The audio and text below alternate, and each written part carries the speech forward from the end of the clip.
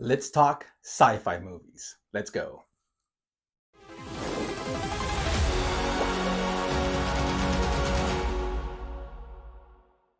Hello, YouTube. Axiom Man here once again, doing another Tuesday top five or top five Tuesday. I need to figure out an official name for that. I keep going back and forth. Yeah, well, I'll figure it out.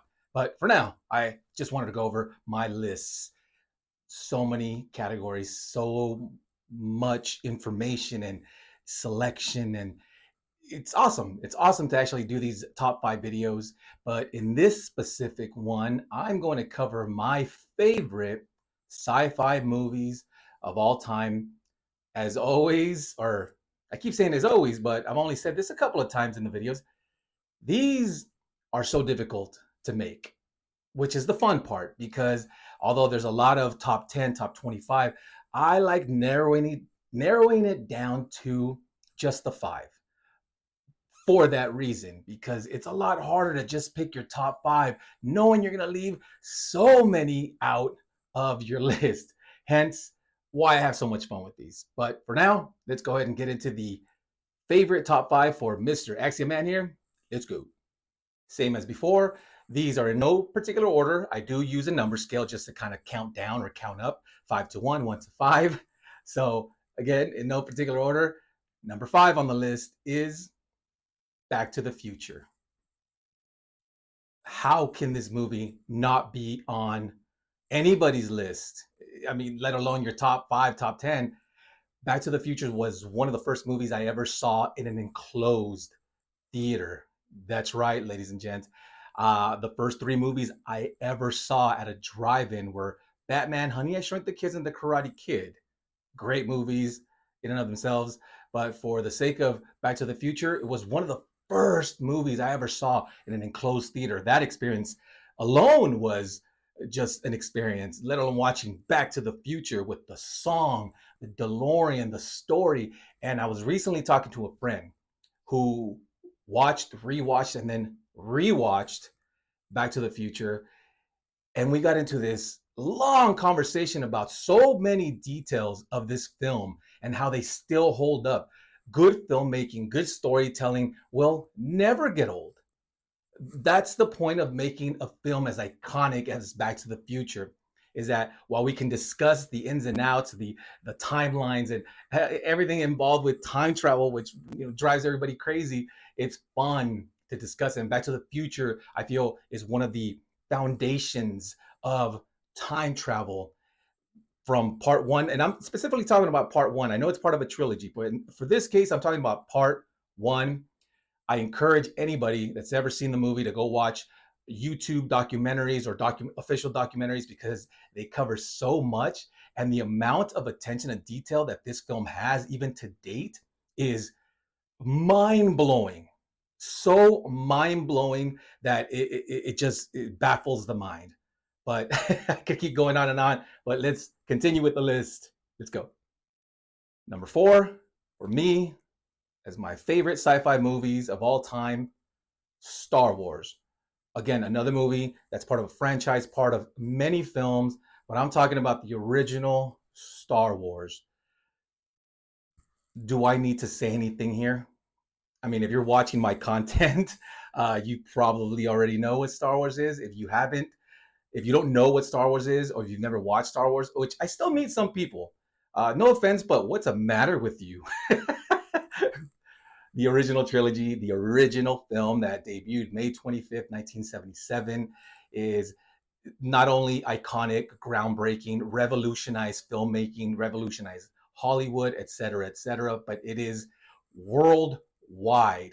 At the time, it was a worldwide phenomenon. Right now, it's a worldwide, just any day. I mean, you mentioned Star Wars, everybody knows, right? It is what it is. But I'm not just saying that just for the sake of, because of its iconic status. No, to me, it actually has a very personal connection, and it has to do with my cousin, who we call Frenzy, and something to do with a connection that we have as far as where he was going through some health issues as a child, and we just made a connection with Star Wars. That's a whole other story that maybe I'll make a video about that with him here on the channel. and we could talk about our connection and our personal kind of reason why we're so attached to Star Wars. But on the list, had to make it for several reasons, not just for that, but for the personal part too, as well. Star Wars. Let's go on to the next one. Number 3 on my list is Starship Troopers. I love this movie. It's so over the top. It's so kind of cheesy and corny in its own way. I love it. I love the fact that it is like that. And I rewatch it every once in a while. How can I not? If it's on my list, of course I rewatch it. But it still holds up in my opinion. The cheap graphics, that it doesn't take away from the actual story of humanity versus another species. In this case, bugs. Spoiler alert. And I have to say that I watching this movie in high school was one of the things, not the main thing, that pumped me up to join the United States Army. I am a U.S. Army veteran. If you guys haven't seen me mention this in some of the other videos, I am. And it may sound silly, but I can attest to the fact that watching this movie, along with some others, uh, encouraged me to get my gung ho status. Crazy to think that this movie was partially responsible for me joining the army, doing something crazy like that, because I'm not an athlete. I had never have been, and I had no business not only joining the army, but being in the airborne on top of that, being a paratrooper. But this movie had something to do with it. So I have a strong connection with it. Mind blowing, just crazy. I love it.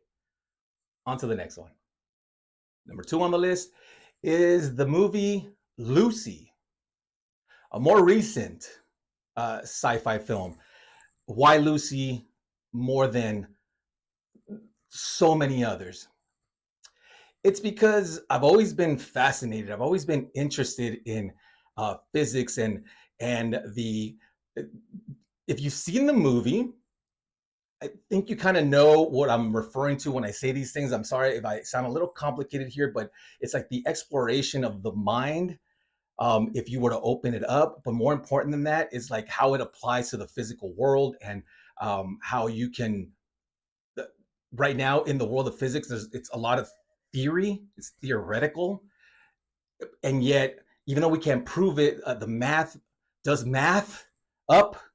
It's hard to explain, but seeing something like what they show in Lucy on screen is just mind-blowing, especially the end. And as her mind keeps developing and getting stronger, I just loved seeing the development of the character as it explores every percentage, and the way it's shot, even with the percentage scale, is very interesting. It just catches my imagination in the way that a human brain, a human mind can actually develop if we were to, in that movie, experience that type of experience.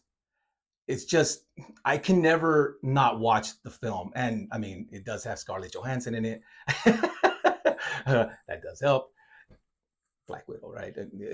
I liked it before the MCU though, and it's just, to me, it's a great sci-fi movie, and it's always, because I can't stop watching it every time I see it. It makes my list. That is a sign, at least to me, that it is very kind of just mind captivating, and there you go. That's why it's on the list. Number 1 on my list is, well, if you've been watching the video up to this point, Terminator 2. Terminator 2, another time travel movie. A little bit more on the less fun side, like Back to the Future. A little bit more on the like doomsday side. Very somber, uh, but action packed. I don't need to say anything about Terminator 2. So let me say something more personal. Terminator 2 was a movie that we watched. It was one of the first movies that we repeatedly went to the theater to watch.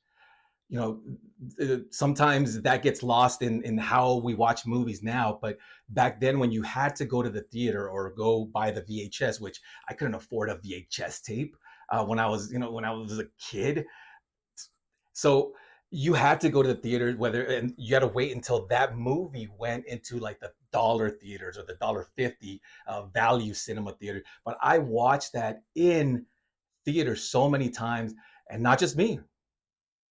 A lot of my family members, and I'm not just talking about cousins that are my age who share the same thing.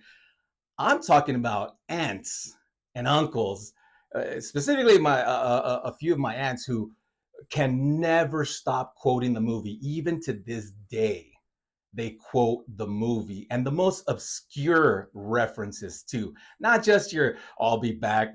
Anybody can quote that, but I'm talking about scenes like when John Connor offers French fries to his mom, Sarah Connor, and Edward Furlong, who plays John Connor in the film, goes, "You want some of my fries?" And she just kind of ignores him.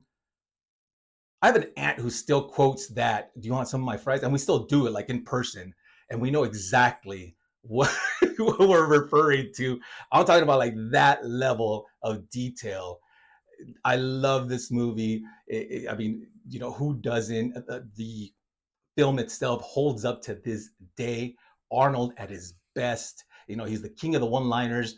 This is just one in so many. But the T-1000, who my cousin and I always said was the perfect Silver Surfer until technology improved and we actually saw a Silver Surfer for the first time. It's just so good. Uh, Come on, it's just I can't say enough. I can't say enough. I don't need to. You all know if you haven't seen it, what's the matter with you? To add just a little bit more to the Terminator 2, I have a cousin, rest in peace, who I remember to this day this story. He fell asleep. He was having a dream that he was Arnold in Terminator 2 because when he woke up like he woke up like this. And Arnold goes down into the lava. Spoilers. He goes down into the lava. Of course, he does the thumbs up before his hand goes down. He That's how entrenched we were in this movie. It was part of our genetic makeup almost. Yes, equal as the X-Men and Turtles and a lot of other things. Terminator 2 just had that impact in our lives. It's awesome. But that's it for this list. Let me know in the comment section, what are your favorite? What are your favorite five? There's so many, and I know that with sometimes with these lists, hopefully in the comment section you guys kind of let me have it. It's like, how can you leave out aliens? Yeah, okay. In Lucy, but not aliens. Yeah, I get it, ladies and gents. But let me know in the comment section. Uh, Please, if you like my videos, if you like my content, hit the like button, subscribe to my channel, hit that notification bell. Most important of all, thank you, thank you, thank you for watching. I sign off with the same: collect what you love what you collect. Doesn't necessarily have to be comic books, statues, collectibles. It could just be knowledge, movie knowledge. Collect what you love and love what you collect. I'll see you guys in the next one.